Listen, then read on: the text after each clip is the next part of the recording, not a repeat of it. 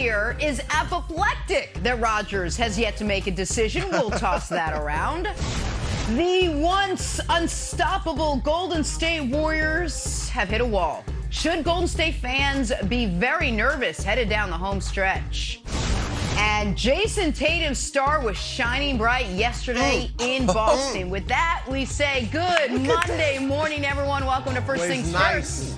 Nick Wright, tan, chiseled, golden, Chris Broussard, Kevin Wild. Oh, it's good to have you guys back. Chiseled. Threw that one in there because we're going to have to talk about how great Jason Tatum is. No, I gave you a little something because we're going to take it away. We're talking Jason Tatum. It's great to have everyone back. No, you guys I'm fine with talking Jason Tatum. That's fine. Chiseled. Take that, Wilds. Pretty soon I'm going to be the funny guy, too. Wilds going to have no corners left. Take that.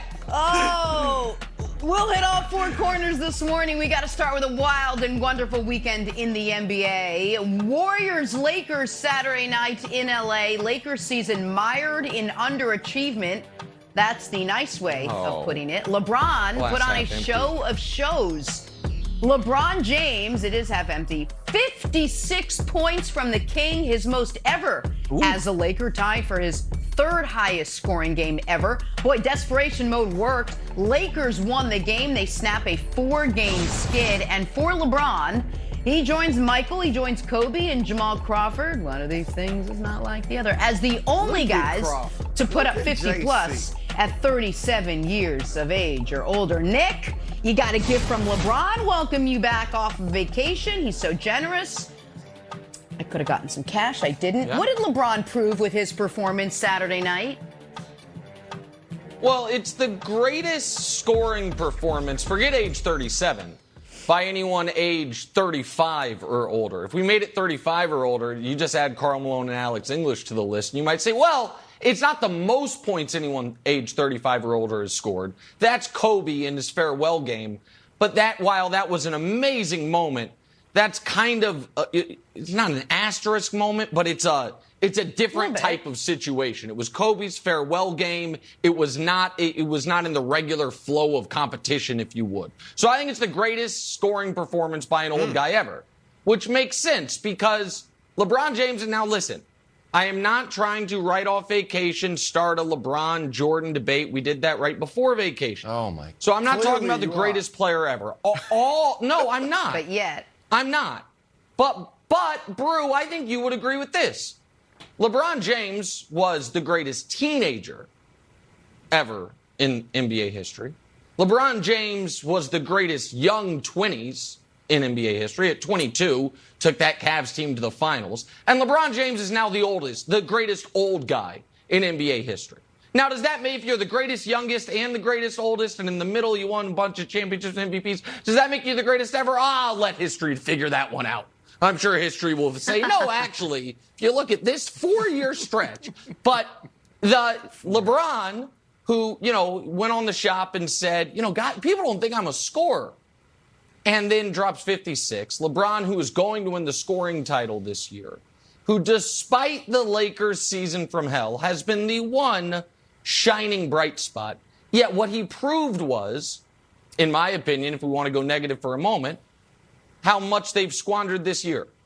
Because when you have this LeBron James, which is basically every year LeBron James, you should always be all in. You should always be trying to win the title. You should always be saying, forget the future, try to win right now. Because this guy might be able to drop 56 on the Golden State Warriors' heads any given night. And so what he proved was that, yes, this is probably a lost season, but not due to his play. In fact, it is despite his play. Well, Nick, look, obviously you're right. Clearly the best teenager we've ever seen in the NBA. And clearly, we knew this before the 56. The best player at 37 years old in the history of the game, and the best player in his 19th year at this stage of his career.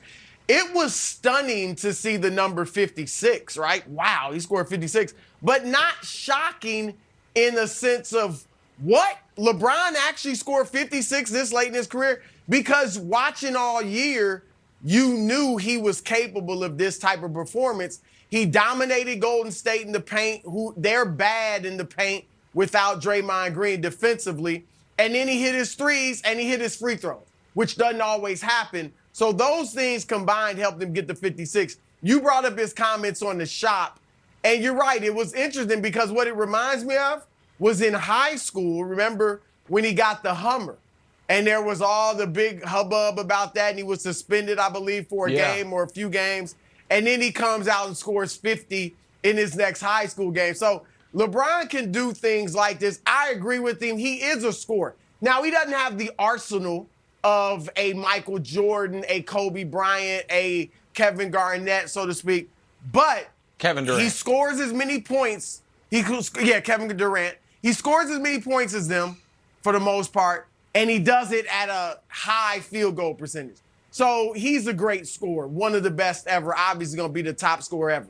But what they proved is, I hate to be a downer and look at Anthony Davis, but with this LeBron James, if Anthony Davis was holding up his end of the bargain, they'd have a very good shot at winning a championship. And I don't mean just the injury, but I mean playing at the level, Wilds, that he was playing at in the bubble and should be playing at, for the next 5-6 years after the bubble.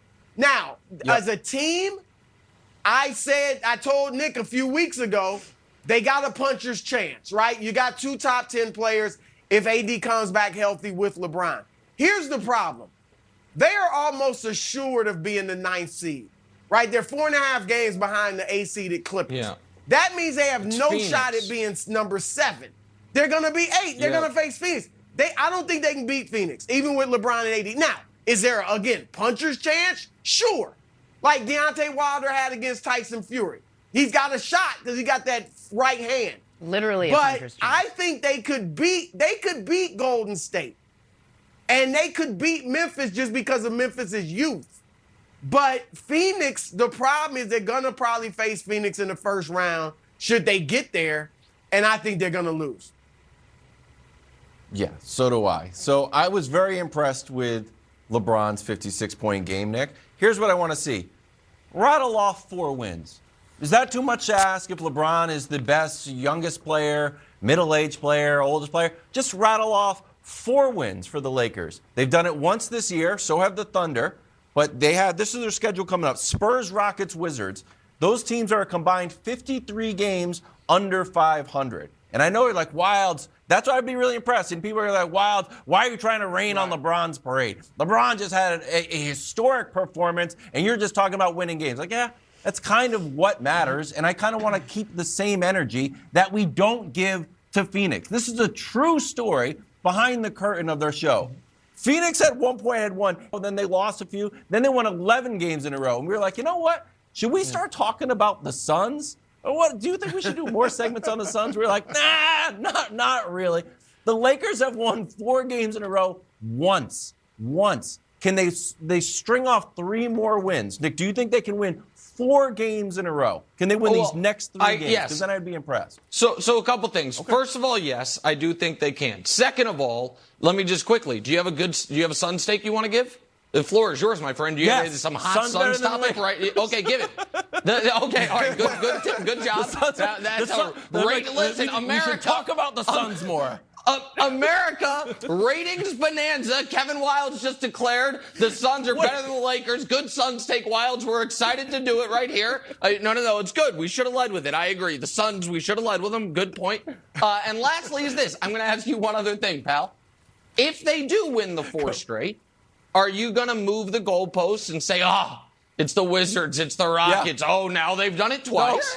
Because you will. Because of course the 5th game is against the Suns.